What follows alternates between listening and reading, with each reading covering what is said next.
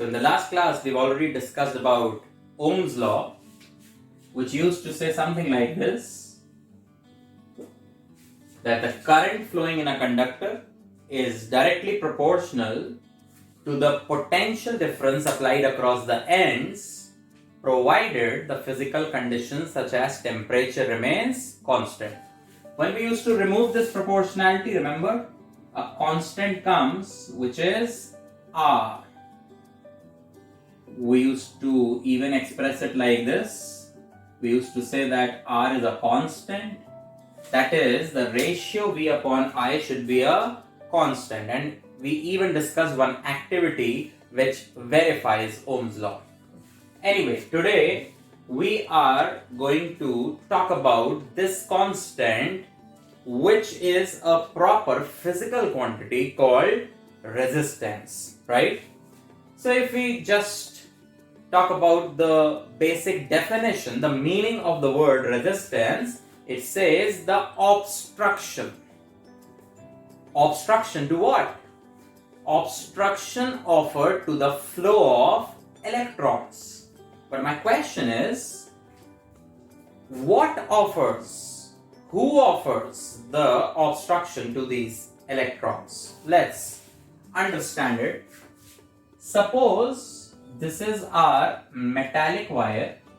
Remember, metals have this property of free electrons. So before the battery, before applying the potential difference, this is how the free electrons are moving randomly, haphazard. But the moment we connect this metallic wire with a battery, all these free electrons, they get aligned. They start moving in a particular direction. Yes. So where's the obstruction here? Now my question to you is, from where do these free electrons come? So the answer is, in a neutral atom, the electrons which are there in the outermost shell, when they move out, they become free electrons. But from a neutral atom, if the electrons go out, then obviously it means that your neutral atom is now a positive ion because it has lost some electrons.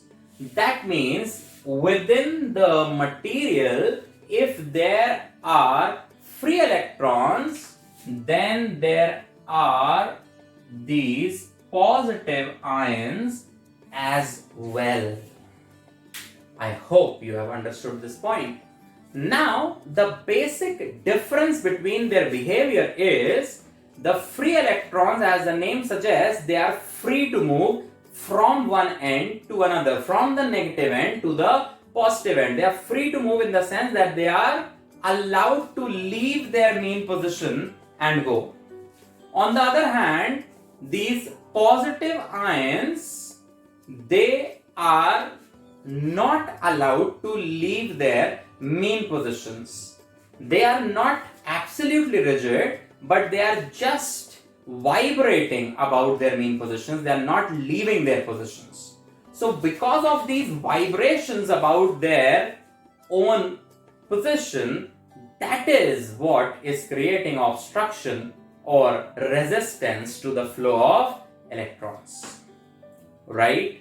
So resistance is the property of any material, right? So let's talk about the factors on which this resistance depends.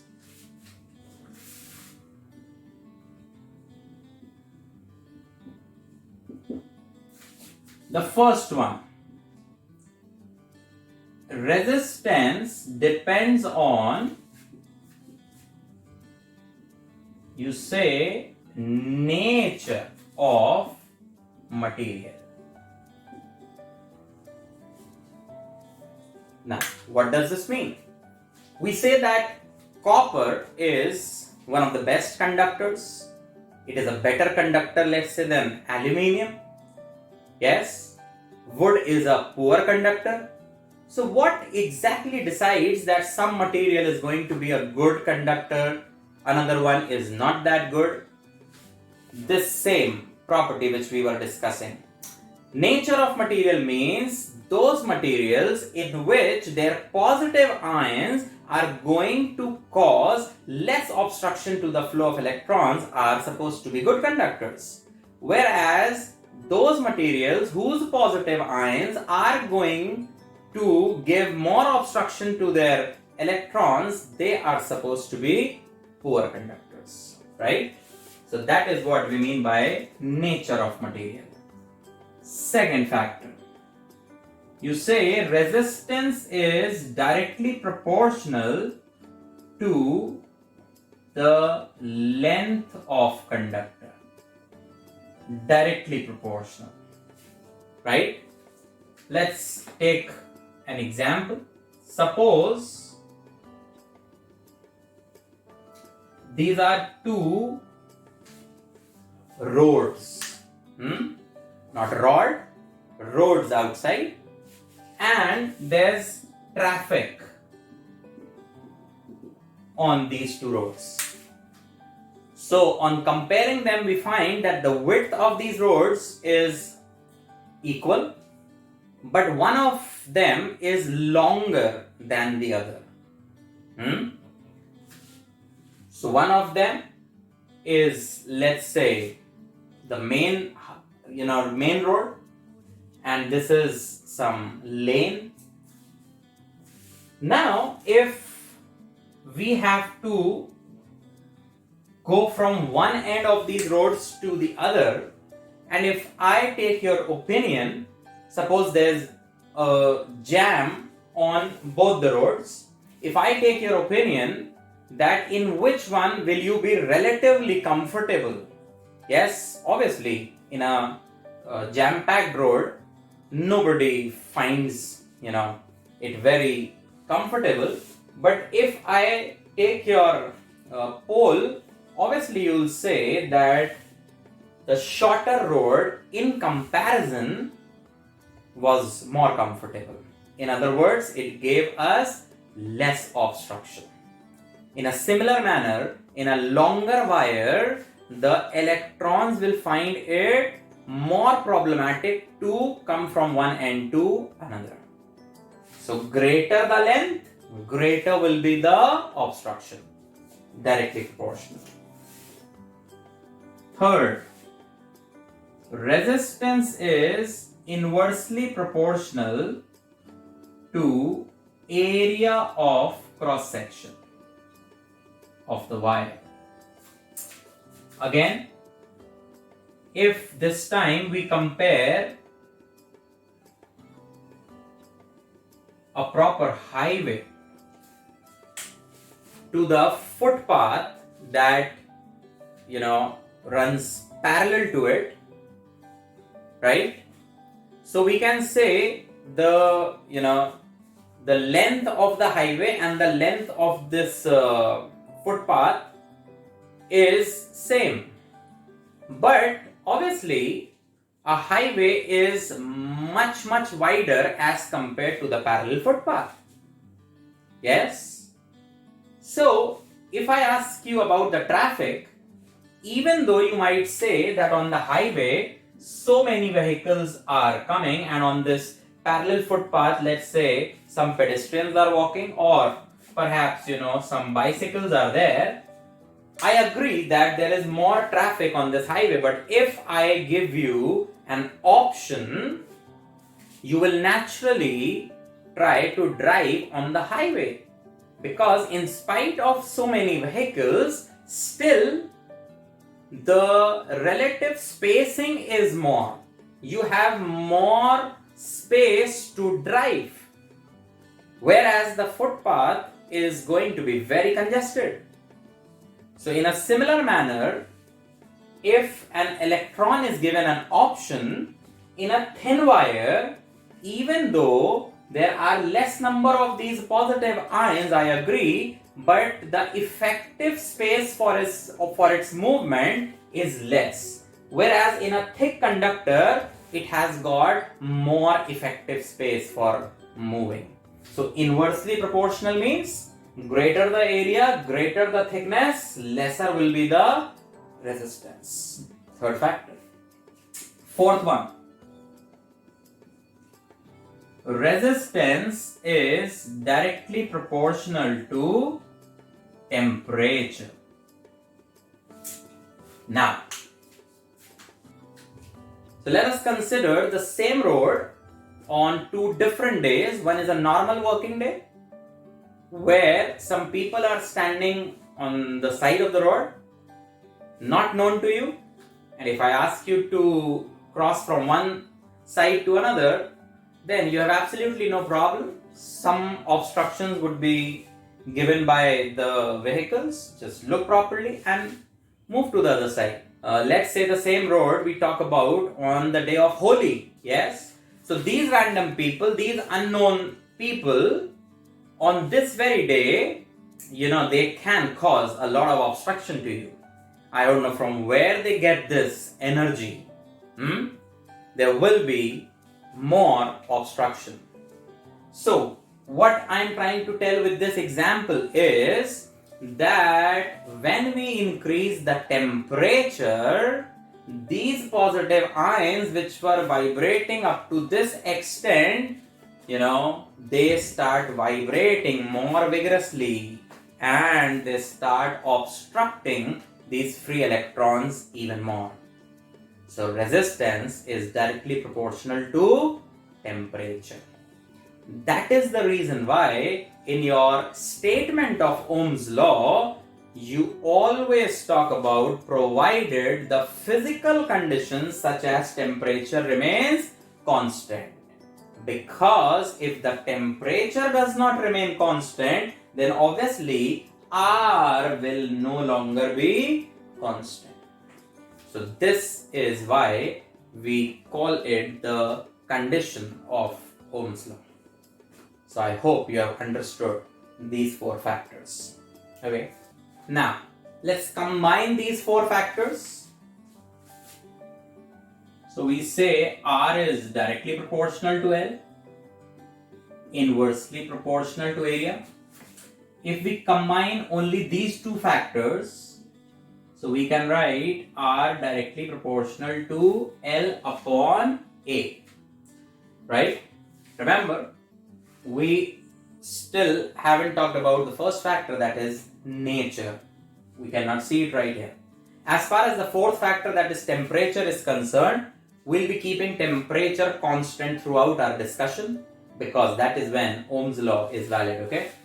So when we remove this proportionality, as a rule, a constant should come. So this is the constant and we call it resistivity, or better known as specific resistance. Right? So R was resistance, this symbol is known as rho, but the quantity is resistivity or specific resistance. Right? So this is the one which is covering our first factor, that is nature. In short, resistivity is a material property. Copper will have a different resistivity, aluminium will have a different resistivity. It's a material property. So let's understand about resistivity in detail. Let's make it the subject of formula. So resistivity is going to be Ra upon L. Let's talk about its unit. Resistance will be in ohm, area will be in meter square, and length will be in meter. So that means resistivity is given in ohm meter. Fine. Let me define it for you. We say resistivity of a material is equal to the resistance of a wire of that material having unit length and unit cross-sectional area. unit means 1. So if these two quantities are unity, that is 1, you can see from this expression that rho is coming equal to R. So that is how we define it. Yes, we need to listen more in order to understand this definition, but let's get the definition clear first. Resistivity of a material is equal to the resistance of a wire of that material having unit length and unit cross-sectional area. Fine. Let me, explain this definition with some example. Okay. So remember this setup? The one which we discussed for the verification of Ohm's law, the same setup. Okay. So when we use the first battery, the voltmeter will give me some reading, the ammeter will give me some reading. Let's say 1.5 volt, the ammeter gives me 1 ampere. The last column gives me 1.5 upon 1, that is 1.5. With 2 cells, suppose the voltmeter reads 3, the ammeter reads 2, the last column is still 1.5. So we can see R is constant, that verifies Ohm's law. We've already discussed about this activity. We are here to understand the concept of resistivity. Okay. So if suppose I want to know the resistivity of copper, for example. So the definition tells me that you are not supposed to bring any sample of copper. You are not supposed to bring any random length and random area of cross section. It clearly tells you to get a unit length and unit cross section wire. Okay. So we put that sample of wire in this setup, conduct this experiment, and the last column gives me resistance. In what unit? Ohm. Okay.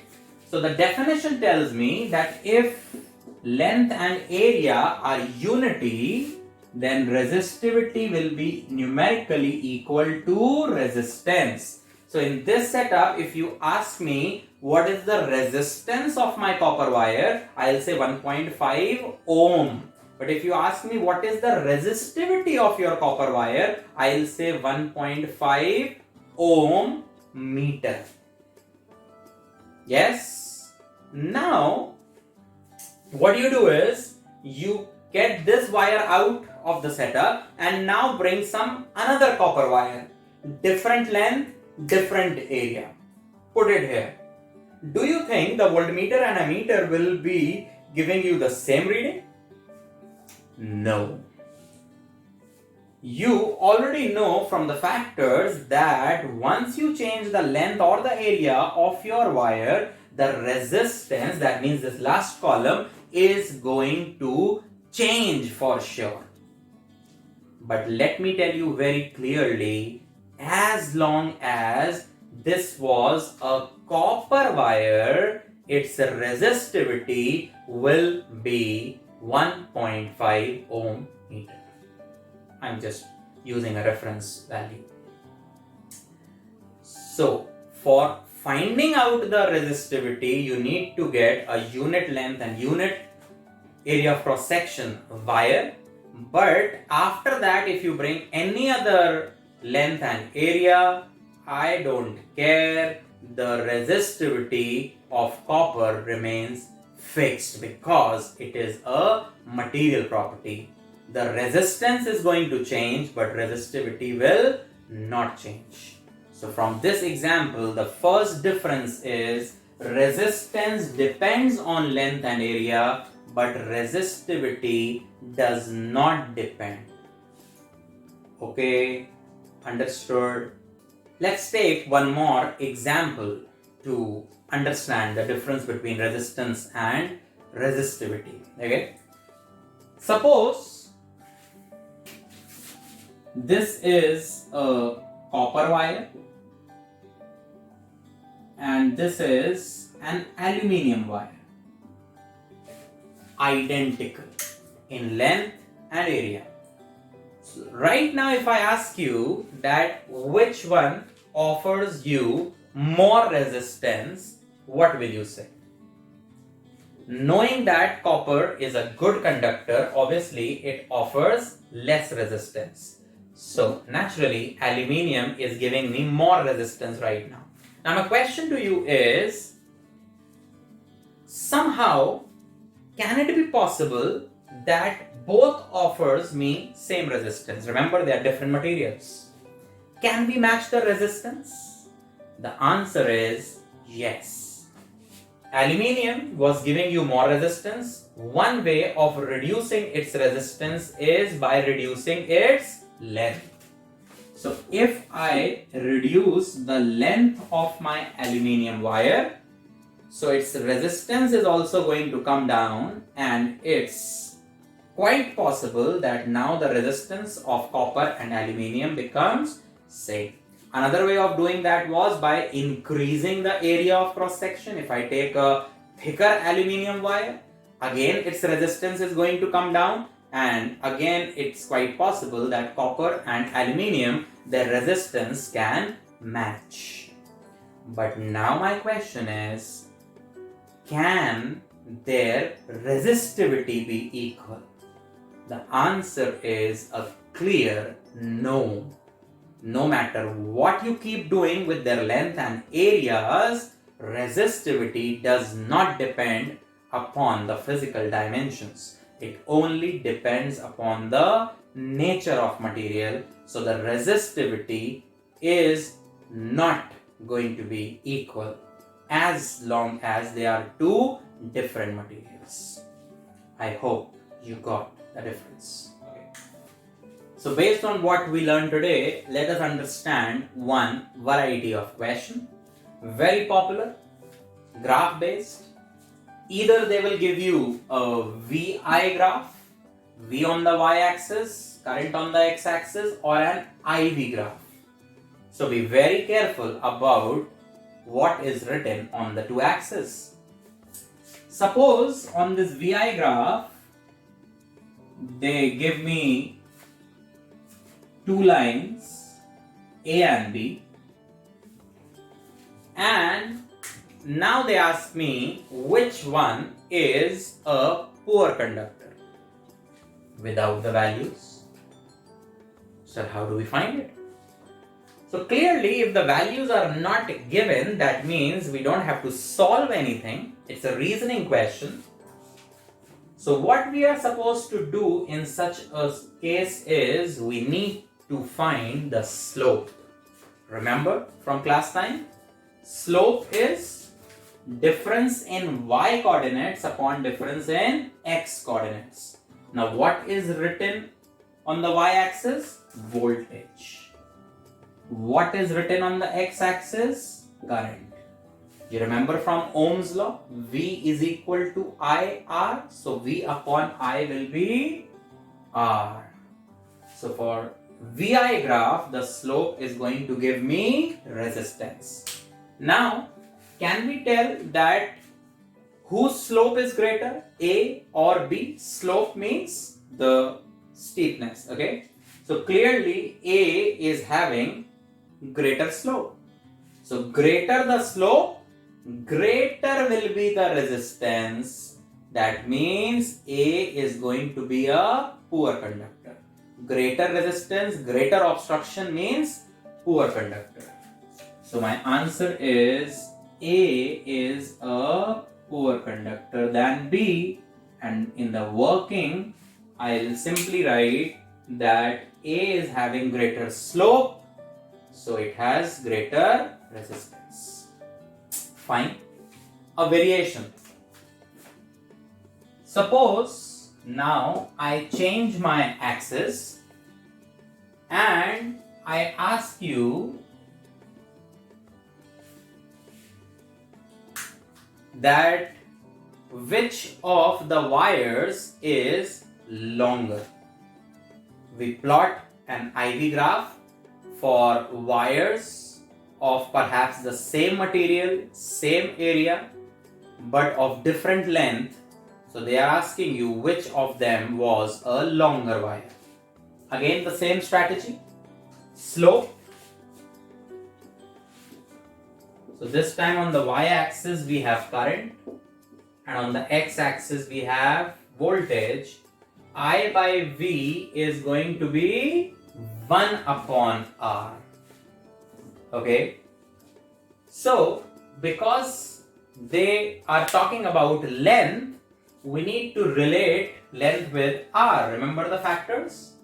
R is directly proportional to length. Now, from the graph, we can see that L1 is having greater slope. If its slope is greater, that means its resistance is less. And if resistance is less, that means its length is lesser. Fine. So my answer is L1, or rather L2 is a longer wire. Okay. Another example. This time the two wires are different in cross sections. So they ask me which one is a thicker wire. So this time again it's a VI graph. The slope is going to give me resistance, and let's relate it with area. The factor tells me R is inversely proportional to A, right? So be slow now. This one is having greater slope. A1 slope is greater, so its resistance would be greater. If resistance is greater, that means area is less. So A1, area of cross section is less. So naturally A2 is having higher area of cross section, so it is a thicker wire in comparison. Understood?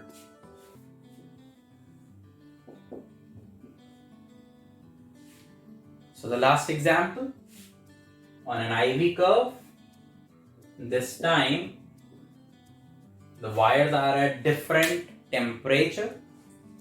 They ask me in which case is the temperature more. So again the slope is I by V, which is 1 upon R. And how is R related to temperature? Directly proportional. So T1 has higher slope, that means lesser resistance. And if R is less, so temperature is also less. So T1 is lesser, that means T2 is higher temperature. So these are graph-based questions. I hope you have understood. Thank you.